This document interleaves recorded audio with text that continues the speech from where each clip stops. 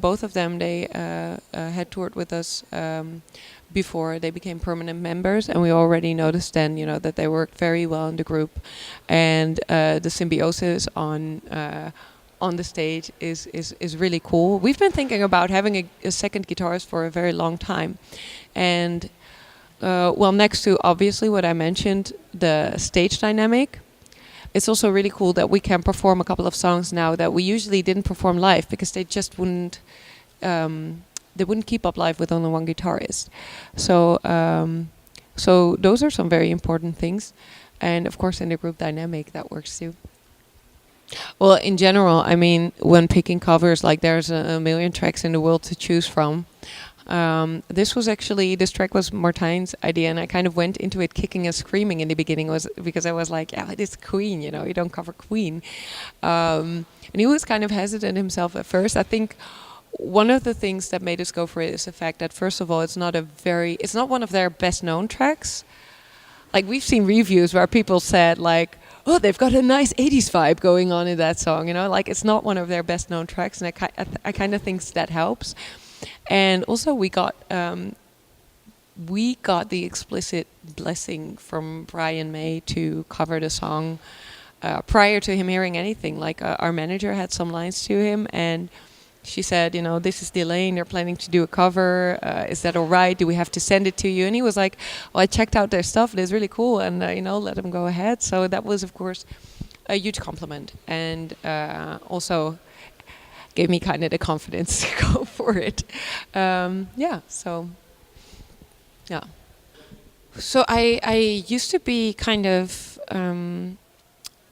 I didn't really used to have like a very specific warm-up routine, but over the years, now that we're touring more intensively, and especially now that with the last albums, the songs are a lot more challenging to sing for me. Like they take a lot more from my voice. I've finally become like very, very strict in my warm-up routine. What I do is I use a method called Lux voice technique. It's basically you have a half full bottle of water and a silicone straw, and you sing while blowing bubbles into it, and from the air pressure that comes back, it's kind of a massage of the vocal cords. And it's a very nice way of warming up because you can't force anything, because sometimes if you feel like your voice is tired and you warm up by singing a lot of scales, that gets me worried, like, okay, maybe I'm tiring my voice even more now by warming up like excessively, but this cannot harm your voice, so that's very nice. And also it just feels really relaxing because it's basically kind of a mini massage of your vocal cords.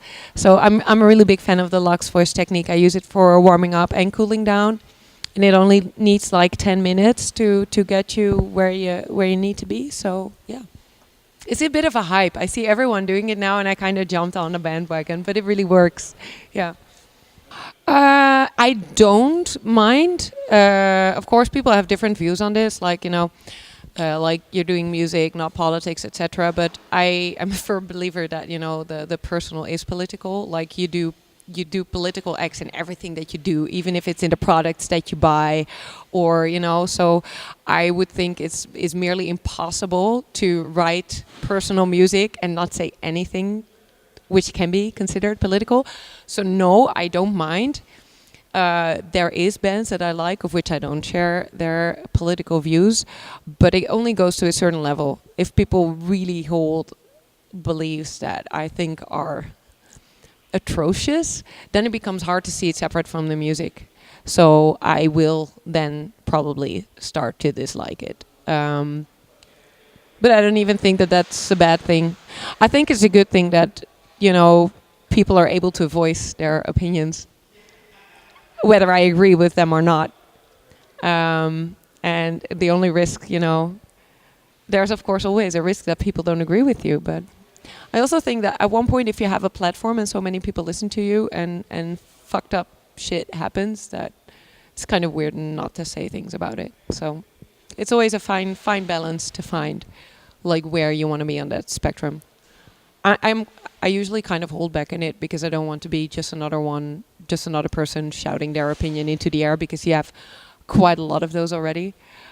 But if there is something that I feel really passionate about, and I find a good creative way or a nice metaphor or a way to voice that into the music, I definitely will.